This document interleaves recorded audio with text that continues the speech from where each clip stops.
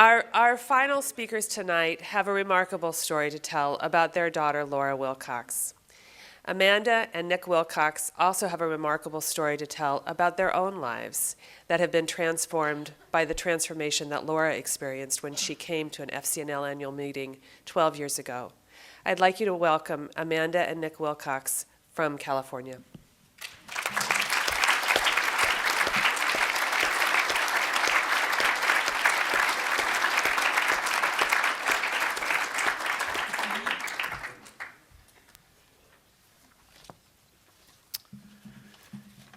Well, I must say I'm very pleased and rather humbled to be before you, and thank you for allowing us to tell our story. Our story really begins 12 years ago. Our daughter, Laura, was a sophomore at Haverford College at the time. She was a history / political science major, very interested in public policy.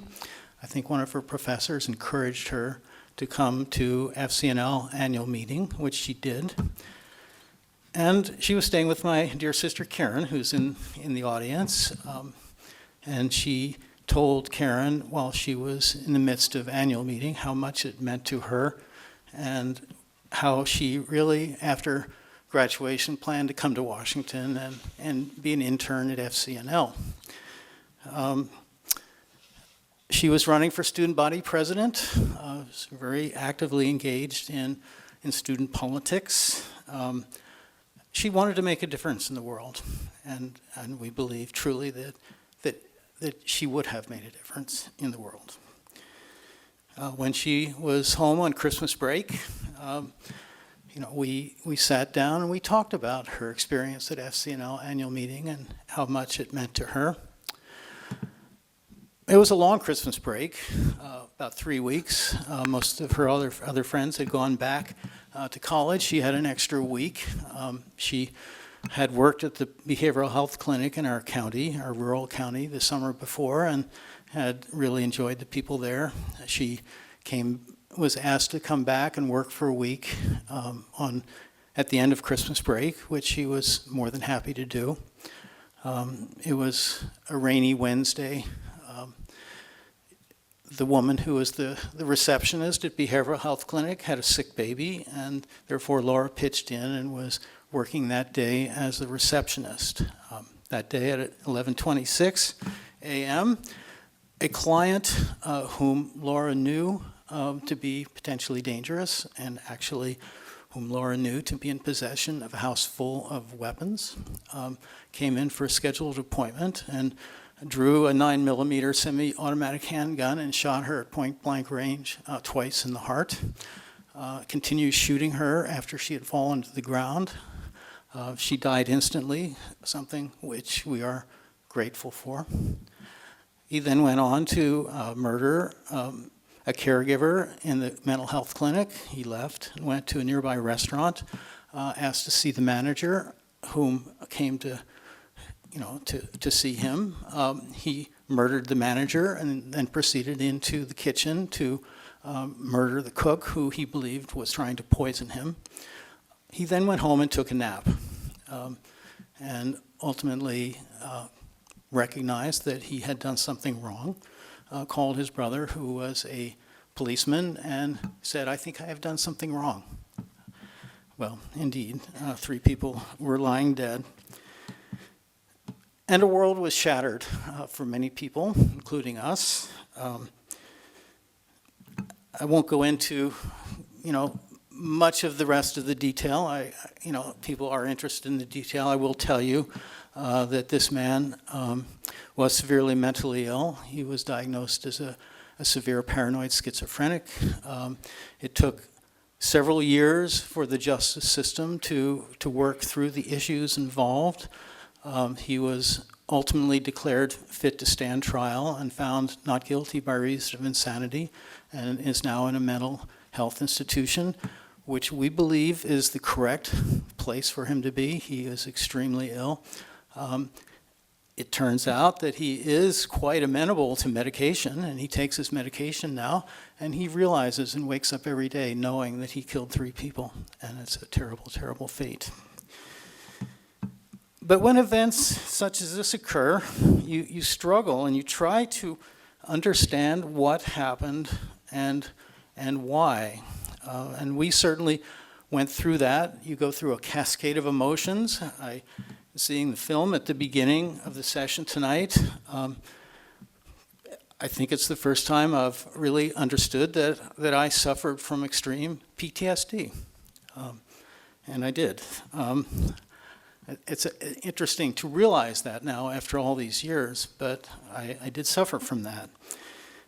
And as that person said, you either crawl in a hole or you fight back. And I guess we fought back because you have to, you either do nothing or you do something. And, initially we were upset because on that first night, the county chaplain associated with the sheriff's department came to us and told us that it was all part of God's plan. And others said that to us. And if that's part of God's plan, then that's not a God I wish to be associated with in any way. So we rejected that.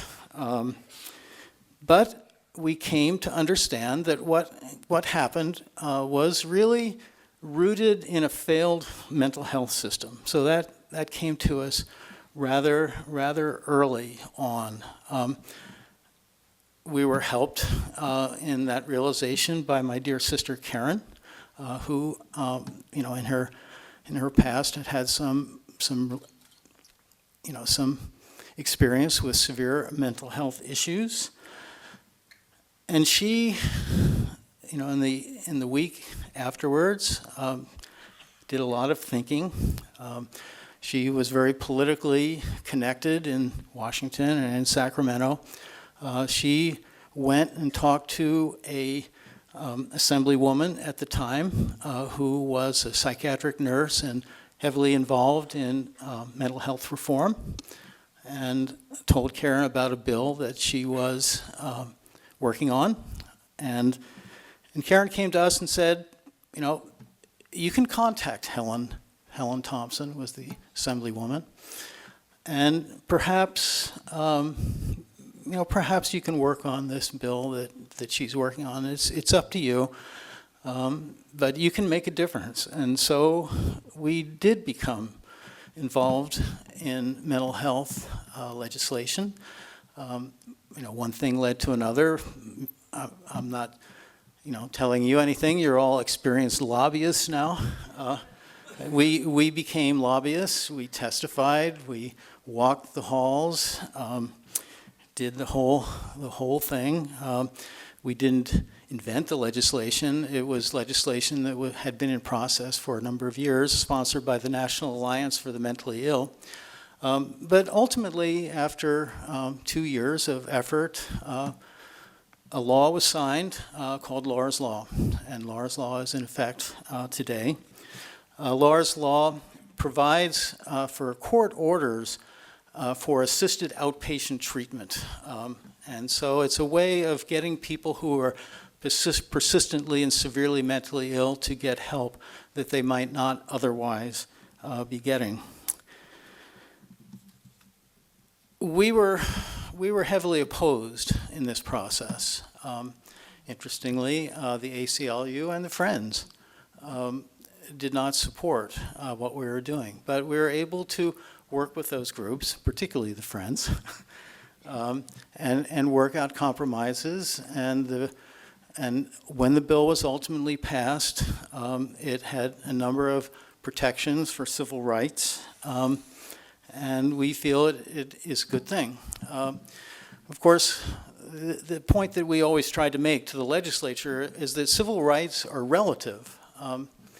Civil rights end at the end of your nose. Laura also had civil rights, and she lost those civil rights that day. So we have to balance the protections. finding a proper balance between public safety and civil rights is always a difficult issue. We felt that we did that.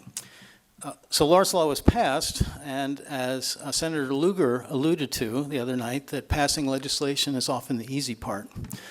Implementing legislation is sometimes more difficult, and we certainly found that because Laura's Law was unfunded, and we needed to figure out how to fund it. One of the things we did was file a civil lawsuit, wrongful death lawsuit against our county. Laura was a county employee, and we settled that. And we worked on a proposition, so we'd worked on legislation, now we worked on a proposition to provide funding for mental health services. We passed the Mental Health Services Act. We used much of the funding that we received from our lawsuit to fund the Yes on Prop 63 campaign to bring it about. So now, in addition to Laura's Law, we have the ability to raise up to $1 billion a year in new funding for mental health services, and we have significantly changed the landscape in mental health funding. Laura's Law is an ongoing project. It's still not widely implemented. We've had 2 subsequent bills to reauthorize Laura's Law, so we continue to be involved in this issue. But we've become involved in many other issues, and Amanda will describe some of those to you. Do we have much time left? It's always hard to keep it short. I'm too wordy. I'm sorry. Thank you so much for having us both here. Nick and I often say that the issues that we have been working on since Laura was killed picked us. In fact, mental health treatment, mental health care was something I had never given any thought to before Laura was killed. However, one issue I had for a long time cared deeply about, and that was gun violence. I was always troubled by stories I would hear and read of innocent victims killed by gunfire. And fresh out of college, I think the first donation that I made to a nonprofit was to what was then called Handgun Control. Since then, it's become the Brady Campaign to Prevent Gun Violence. And for over 20 years, we've faithfully made an annual donation. I always felt we were doing this for other people. I never dreamed that we would be touched by gun violence, not where we live, which doesn't have much crime, not by the choices we and our children were making. I was doing it for other people. So in December 2010, we once again sent in our check, and 10 days later, in January 2011, Laura became a victim of gun violence. And after that happened, we realized that we had to do more than send in a check once a year. So we started, we got connected with the Brady Campaign to Prevent Gun Violence. Gun shows were happening in Nevada County, the county we live in we live in the foothills, Sierra foothills northeast of Sacramento. It's a fairly rural county. It took 2 years, but we stopped the gun shows in Nevada County, and that's a whole another interesting story I won't go into now. As we're doing that and the publicity surrounding that, we formed and built the Nevada County chapter of the Brady Campaign. And then in 2005, we became, as volunteer advocates, we became the lobbyists for the Brady Campaign to Prevent Gun Violence. So in Sacramento, we represented the National Brady Campaign and our 22 Brady Campaign chapters, California chapters, on legislation. And we did not take this lightly. We were representing many people who had lost someone to gun violence and who, of course, cared deeply about this issue. California is a great place to be working on this issue. We've had much success. 3 far-reaching bills that we sponsored were signed into law. Other good bills we supported and have been passed. Every bill that we opposed has failed. So it was very satisfying work. In fact, I loved it. I liked learning more about the issue. I liked getting steeped in the policy. Obviously, I liked having the success. But I think the main thing is it gave me meaning again. You know, part of myself died, I think, when my daughter died. And that part of me came back to life a bit through that work. Gun control, we actually call it gun violence prevention is the term we prefer to use, but gun control, of course, is a very controversial issue. And I think what has helped us find the right path and find the right tone is our Quaker background. And just being part of the lobbying effort yesterday, I know that our approach, the approach we use, what FCNL uses, is very similar. We always try to understand the needs of our opposition. We tried to find common ground. We always gave accurate information. We never wanted to, in any way, harm our credibility. We made, I thought, very compelling policy arguments. We were respectful. We made sure that we thanked our aye votes. And we were very pleased when one of the assembly members who carried the bill we sponsored, a very controversial bill, said that other legislators told him that they were impressed with how we conducted ourselves. And one staffer said, well, you guys just have a special aura. And I, of course, jokingly said, you mean because we're not paid? You can tell, but you know, and it's not us. It's what any of you would do. It's what I call the Quaker Way, and that, I think, naturally, that is just how we approached it. I always found it a little difficult because for me, for both of us, it's just simply a moral issue. We were morally opposed, and that's that, and what else is there to say? So I always found that it was always a bit, and we've done various speaking engagements on, I've always found a bit of a stretch because really I only have one thing to say. I think it's wrong, I think it's responding to violence with more violence, and we're opposed. But we do elaborate that we say we're brought up Quakers, and of course Quakers have had long-term opposition to the death penalty. And our opposition, though, of course, was theoretical. And once again, we never thought we would personally be touched by murder. And after Laura was killed, we had to question that position, and we found that we still were opposed to the death penalty.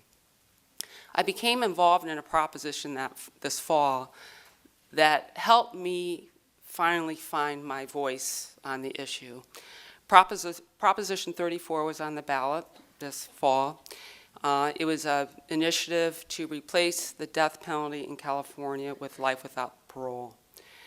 And we had been, involved with this issue long enough that we knew most of the players in California. It was very interesting, once again, to be involved in a proposition and how they conducted it. But I was asked in, I think it was early September, to join 3 others from the campaign to meet with the editorial board of the Sacramento Bee, which is the largest newspaper, I think, in the Central Valley in California. The campaign had done polling to find out how they should message this proposition, and they found that what swayed what they called the movable middle, people who could be convinced, were points about the cost of the death penalty, and of course we have a terrible, horrific budget situation in California, as most states do, I guess. But the cost issues, the cost of implementing the death penalty, and then the possibility that someone who is innocent could be executed. So those were the 2 talking points we were supposed to make. So we went into this editorial board meeting, and the leader of the campaign, I said, well, do you just want me to follow the talking points? And she said, and this is critical, she said, no, you just need to be true to yourself. So I did that. And later, I was one of 4 to testify before a joint committee hearing in the Capitol on the proposition. And once again, she said, just be true to yourself. And what I finally found was to honor that I just had a moral opposition. But after Laura was killed and I learned more about the death penalty, I also found I had oppositions for these other reasons, sort of the policy reasons. And we were talking about that yesterday. I think, it's often that way for FCNL in terms of war issues or whatever, there's just a moral opposition, but there's all these other reasons why it makes sense. And I finally found a way to merge those two. I found my voice, and it was powerful. I think it was powerful to those I spoke to. It certainly had an impact on me after these experiences. The quaking, the Quakers, sometimes feel I had that, and I knew it was right. I knew I was being true to myself, and certainly I felt Laura was right there behind my shoulder with me. So I know when it's inspired or touched by God or by Laura or whatever, I just feel her right there with me. The Sacramento Bee the newspaper changed 155 years of supporting the death penalty, switching to supporting Prop 34, which would end it in California. And then they did a series of 5 articles going in depth about the death penalty that were very, very good. So we're very pleased with that. The proposition did fail. 53% of Californians opposed it, which meant 53% wanted to keep the death penalty. However, the last time there was a death penalty initiative in 1978, 71% supported the death penalty. So there was progress. We did much education. We're moving in the right track. And as we all know, and as I've heard earlier tonight, change, of course, is incremental. So we still have our work for us, but we're on the right path. And then just the last thing I wanted to talk about was that sort of our new project. As Nick told you about, Laura was inspired by attending the FCNL meeting here 12 years ago. She wanted to make a positive difference in the world. Our work in nonviolence, which has really been the sort of the umbrella under which all our different issues have been, truly we're doing this in her name. We're trying to carry her torch. And one way we think we can have her torch be carried by others is to establish a fund in her name to endow an internship position at FCNL. So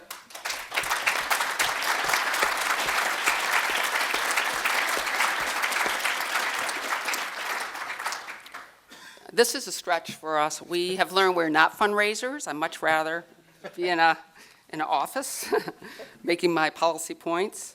But we've committed ourselves to raising $600,000 for this endowment. Our wonderful family is showing tremendous support, and we're well on our way. We want other young people to learn and work at FCNL, learn to be lifelong advocates and activists, take the skills they learn at FCNL into their other endeavors, be it in Washington, D.C., or into the communities that they end up on. So we want Laura's goal, Laura's wishes to continue through others, and we think this is the best way to acknowledge and affirm the good work of FCNL and to remember our daughter. So thank you.